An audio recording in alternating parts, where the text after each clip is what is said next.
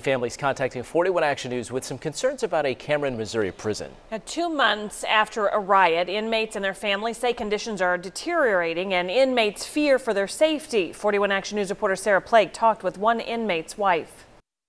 The recurring sentiment is, I'm so hungry. Janice Harrington reads her husband's letters from prison. Something has got to change. It's got to. She hadn't heard her husband's voice in 7 weeks until just recently when Crossroads Correctional Center partially lifted a lockdown following a 200 inmate riot 2 months ago. Visits are still not allowed. Oh, it's horrible. I mean, we've been married for 29 years and it was horrible, you know, not to just hear his voice reassure me that he was okay or that he was struggling. Harrington's husband complains of worsening conditions since the riot. Poor medical attention, 10-minute showers every 3 days, bad food, and hardly any time to just move around. Lunch and dinner are always the same. Either the nasty peanut butter and jelly tubes with 4 pieces of bread.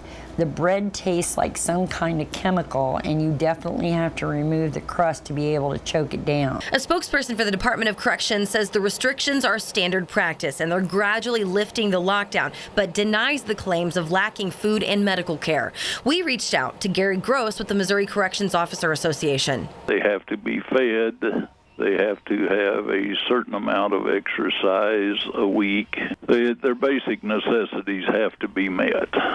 Gross says each facility determines how long a lockdown will last based on inmate behavior, but lifting a lockdown could take months because of a critical staffing shortage, which is what spurred this riot in the first place. People are working so many hours and they're burned out, and to be real honest, their tensions are pretty high. The DOC says they're closing 3 housing units at Crossroads, which will reduce their staffing needs. And they said they're also going to ramp up recruitment.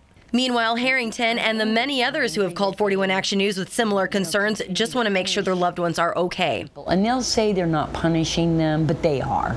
They are punishing the whole population for what those 200 inmates did, and it makes me angry. It does. Sarah Plake, 41 Action News. The inmates involved in the riot were transferred out of the Crossroads Correctional Center.